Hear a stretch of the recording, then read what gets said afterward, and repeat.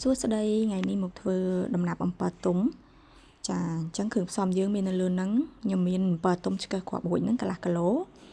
ស្ករសកន្លះគីឡូដែរជាមួយនឹងទឹកធម្មតាយើងហ្នឹង250 ml ហើយនឹងអំបិលកន្លះស្លាបព្រាបាយចាអញ្ចឹងជាដំបូងយើងដាក់អំពិលទុំចូលនៅក្នុងខ្ទះហើយយើងចាក់ទឹកពាក់កណ្ដាលសិនអា250 ml ហ្នឹងណាចាយើងច្របល់អំពិលហ្នឹងឲ្យវាប្រឡេះចេញពីគ្នាហើយចាំយើងឲ្យរៀងឡើងរីកបន្តិចទៅយើងដាក់ម្ដងតិចណាឲ្យវា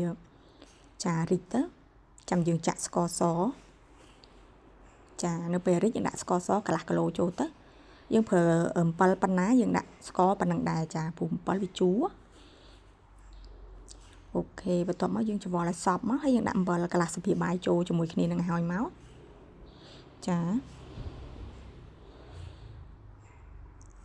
គ្រឿងផ្សំយើងអត់មានអីវែងឆ្ងាយទេចាមានប៉ុណ្ណឹងហើយយើងកូរវាទៅ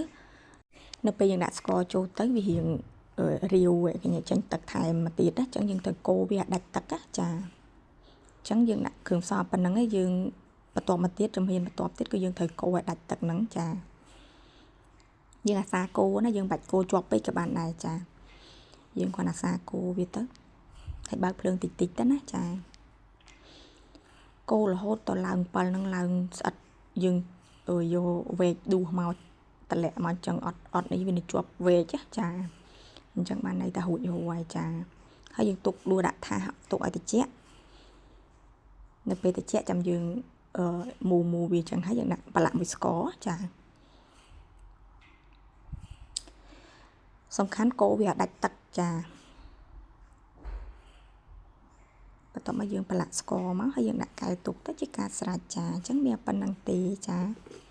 អរគុណចំពោះការតាមដានកុំភ្លេចជួយ like share ព្រមទាំង follow page ម្នាក់មួយផងជួបគ្នានៅវីដេអូក្រោយៗទៀតចាជម្រាបលា